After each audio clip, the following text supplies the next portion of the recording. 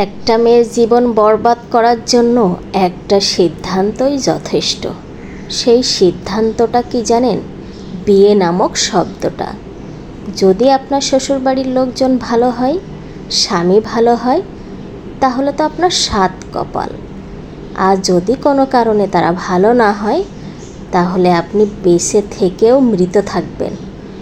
কারণ আপনাকে মেরে ফেলার জন্য আলাদা কোনো কিছুই লাগবে না। তাদের কথা, তাদের চলাফেরা, তাদের সব কিছুতে আপনাকে যে কষ্ট দেবে, ধীরে ধীরে ধীরে ধীরে আপনি মৃত্যুর পথযাত্রী হয়ে যাবেন। বেঁচে থেকেও না থাকার মতো বসত করবেন। কারণ ওই একটাই, আপনি চিন্তা করবেন আমার সমাজ, আমার পরিবার, মানুষজন কি বলবে, সবাই বাঁকা চোখে দেখবে। কারণ একটা ডিভোর্সি মেয়েকে সবাই বাঁকা চোখেই দেখে। সেই চিন্তা করে কিন্তু আপনি আপনার কথা চিন্তা করলেন না। আপনি কিন্তু আপনার সমাজ, পরিবার, পরিজন, আত্মীয় স্বজন সবার কথা চিন্তা করলেন। তার মানে কি দাঁড়ালো? সবার কথা ভাবতে ভাবতে, চিন্তা করতে করতে আপনি বেঁচে থেকেও মৃতভাবে বেঁচে থাকলেন। এই বেঁচে থাকা কখনো বেঁচে থাকা বলে না।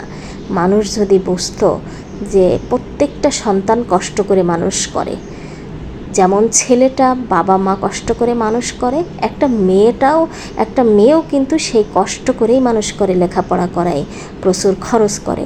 কিন্তু যখন তাদের বাড়িতে নিয়ে আসে, মনে হয় দাসী বান্দি, টাকা দিয়ে কিনে নিয়ে আসছে এমন ভাব তাদের, এভাবেই ব্যবহার করতে চাই। কিন্তু একটাবার ভাবে না, সেও কারো না কারো কোলের সন্তান, সেও কারো না কারোর রাজকন্যা। সে সব কিছু ছেড়ে আসছে, বরঞ্চ সব কিছু ছেড়ে এসে আমাদের খেদমতে কাজে লাগছে। আমাদের সেবা করা, খেদমত করা, আমাদের সন্তানের মা হওয়া, কত জীবনের রিস্ক নিয়ে, ঝুঁকি নিয়ে মা হওয়া, আমাদের বাবা ডাক শোনানো, দাদা দাদি ডাক শোনানো, কত পরিশ্রম না সে করে। তাহলে তার জায়গা থেকে তার লাভটা কী? সে কিন্তু সারা জীবন এই করতে করতেই তার জীবন কেটে যায়। ওই যে বলে না, মেয়েদের কখনো বাড়ি হয় না, মেয়েদের কখনো ঘর হয় না, কথাটা বাস্তব। সে শ্বশুর বাড়ি আসলেও সেটা কিন্তু তার শ্বশুর বাড়ি বা স্বামীর বাড়ি। তখন বাবার বাড়ি যায়, তখনও সে কিন্তু বাবার বাড়ি যায়। তার মানে কি?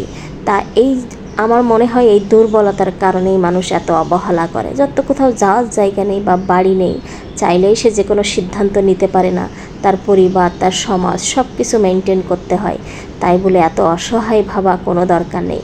আরে মেয়েদের স্থান দুনিয়াতে না হতে পারে, আখেরাতে আছে। এর হিসাব পই পই করে দিতে হবে।